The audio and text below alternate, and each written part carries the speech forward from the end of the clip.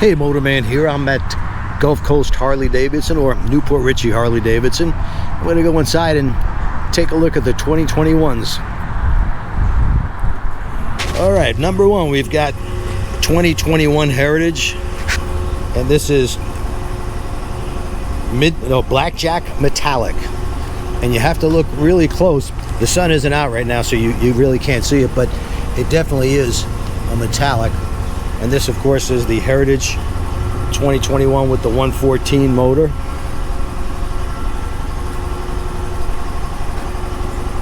And I'm going to show you one inside. That's the 107 model, and they put the wide white walls on it, and it's the chrome motor, which the wide white walls really bring that bike out. No changes to this particular model other than colors.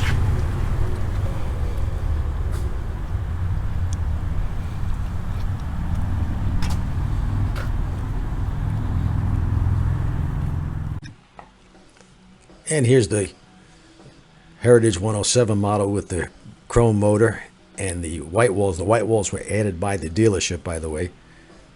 And I think it really makes this bike stand out.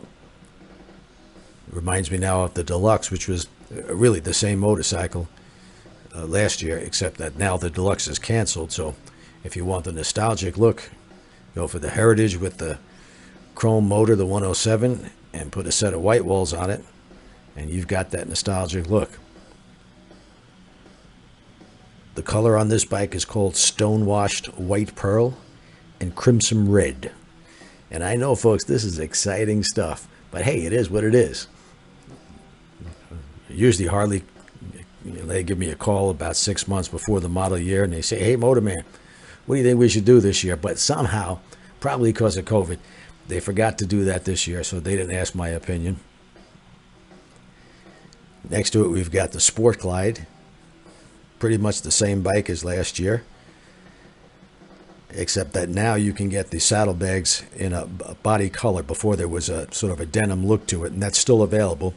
The body color bags are, I think it's only a $150 option, which I would recommend. I like it just gives it a richer look with the bags that the same color as the motorcycle. And the fairing on this bike, I've ridden them, and yeah, it doesn't block a heck of a lot of wind.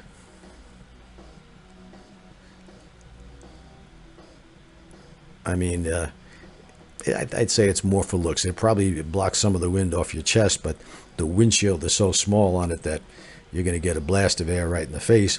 And I'm not sure if they offer a taller windshield for this bike. I would hope they do, because, as I said, as it is, yeah, not much of a fairing. Of course, the aftermarket has other options available. And new graphics.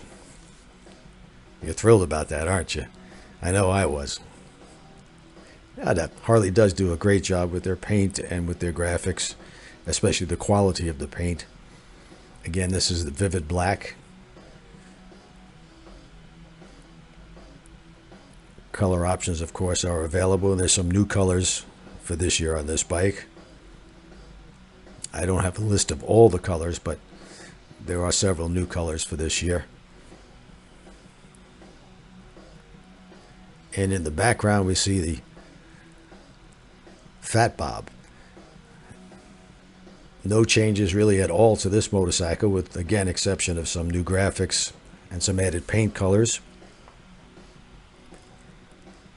I've never been crazy about the looks of this motorcycle, but I could tell you, of the entire Harley Davidson line, the Fat Bob is the best handling, most fun to ride motorcycle that Harley Davidson makes. The 114 motor, and now I think it's 675 pounds ready to ride. With that 114 motor, you've got all kinds of power and torque. Unfortunately, they've kept the exhaust the same as last year, which is kind of an eyesore to me.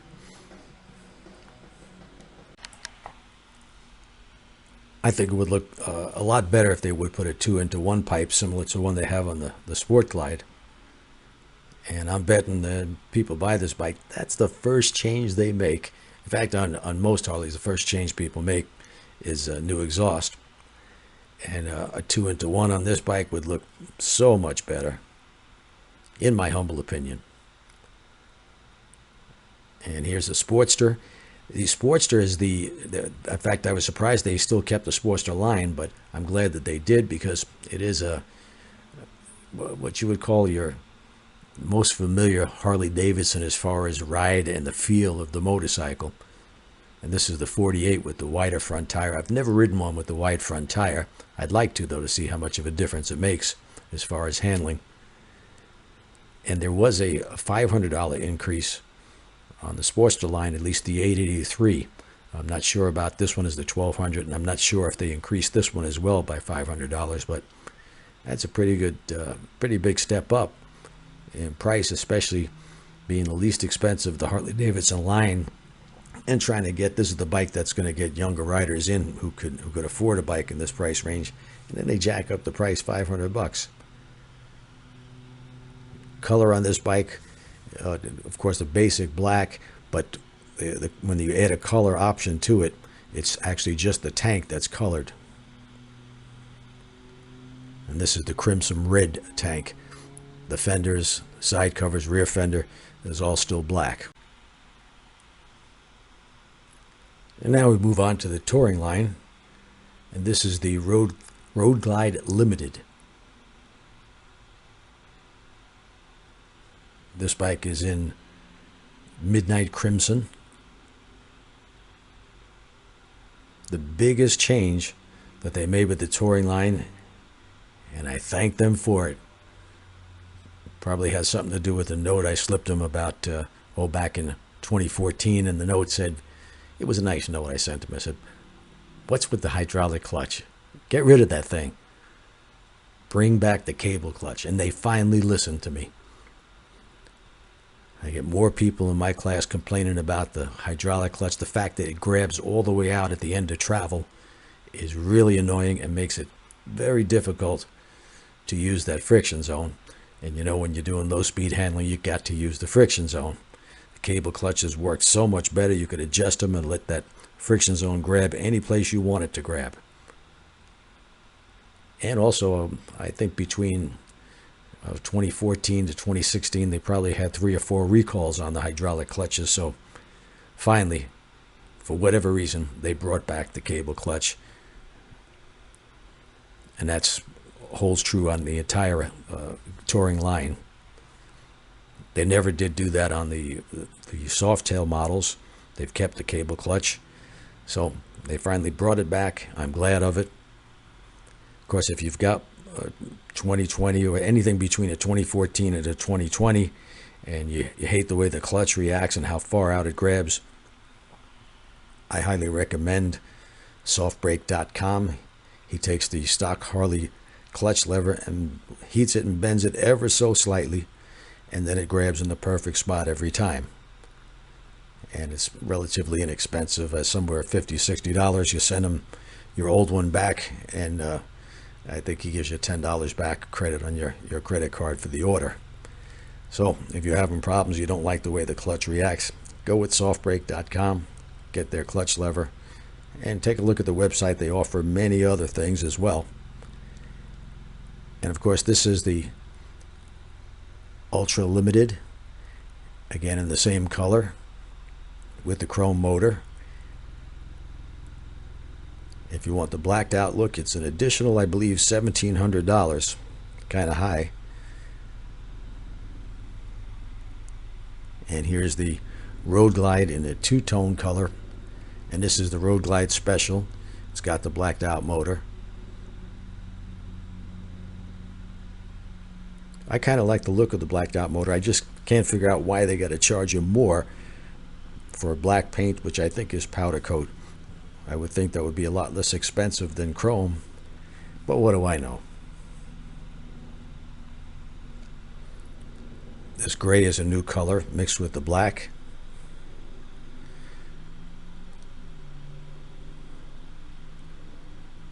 I think they call that Gauntlet Gray and Vivid Black on this model.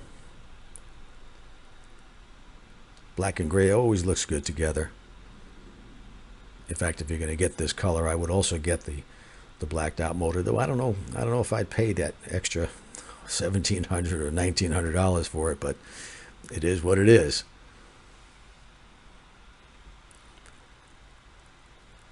The only other change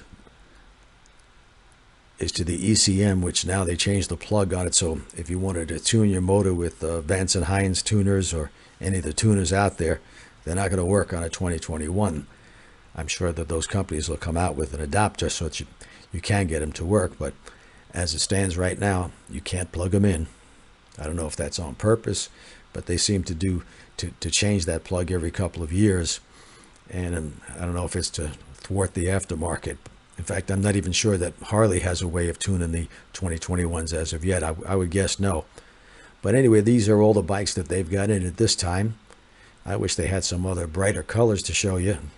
And by the way, if you're wondering why I'm doing this voiceover, it's because they're playing music in the background at the dealership, and YouTube frowns on that copyright. So that's it for now.